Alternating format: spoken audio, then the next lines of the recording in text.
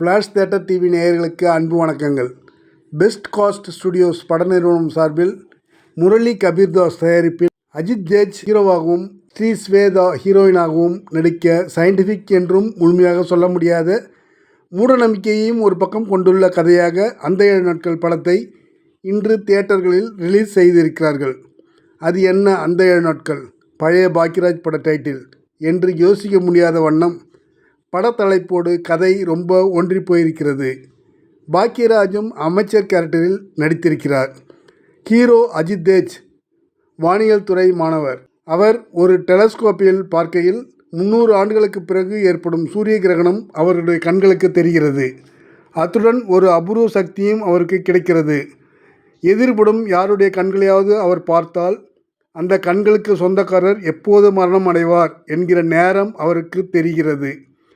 அந்த அபூர்வ சக்தியே அவருடைய வாழ்க்கைக்கு இடைஞ்சல் ஆகிவிடுகிறது. தன்னுடைய காதலியை பார்க்கும் ஒரு சமயத்தில் அவருடைய கண்களை நேரடியாக சந்திக்கும்போது இன்னும் 7 நாட்களில் அவர் மரணம் அடைவார் என்கிற விஷயம் அஜித் தேஜுக்கு தெரிகிறது. அது முதலே நிம்மதி இழக்கிறார். இதனிடையே வெறிநாய்க்கடிக்கு ஆளாகிறார் ஹீரோயின். டாக்டரிடம் காண்பித்து ட்ரீட்மெண்ட்டும் எடுத்துக்கொள்கிறார். காதலை எதிர்க்கும் ஹீரோயினின் இன்ஸ்பெக்டர் அப்பாவுக்கு பயந்து கொடைக்கானல் செல்கின்றனர் காதலர்கள். இதனிடையே மினிஸ்டர் பாக்கியராஜிடம் அல்லகையாக இருக்கும் நமோ நாராயணனின் மகன் ஹீரோவுக்கும் மினிஸ்டரின் டாக்டர் பெண்ணுக்கும் திருமணம் நிச்சயமாகிறது. இன்னும் 7 நாட்களில் சாகப்போகும் காதலி ஹீரோயின் நிலை என்ன? அவரை ஹீரோவால் காப்பாற்ற முடிந்ததா? மினிஸ்டர் மகளின் கதி என்ன என்பது மீதி கதை. படத்தின் 2ஆம் பாதி டெம்போவாக போகிறது படம்.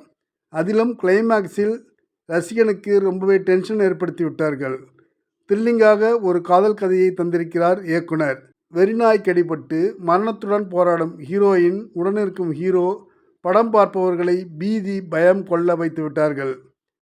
ஹீரோ அஜித் தேஜ், ஹீரோயின் ஸ்ரீ ஸ்வேதா நல்ல நடிப்பு மற்றும் பாக்கியராஜ் நமோ நாராயணன் தலைவாசல் விஜய் பக்குவமான நடிப்பு. பாடல்கள் பின்னணி இசை சச்சின் சுந்தர் இதமாக கொடுத்திருக்கிறார். கோபிநாத் துரையின் கேமரா கொடைக்கானல் பகல் இரவு காட்சிகளை அட்டகாசமாக ஒளிப்பதிவு செய்துள்ளது. இப்படியெல்லாம் நடக்குமா என்று ஆச்சரியப்பட வைக்கும் கதை நகர்வுகள் கிடையாது. படம் பார்க்கும் சின்ன பாப்பா கூட அடுத்து இதுதான் நடக்கும் என்பதை சொல்ல முடிகிறது என்பது திரைக்கதையின் எளிமையா அல்லது மைனஸா என்பதை டைரக்டர் தான் சொல்ல வேண்டும். நன்றி, வணக்கம். எல்லாருக்கும் வணக்கம். நான் தான் மனஸ்வி.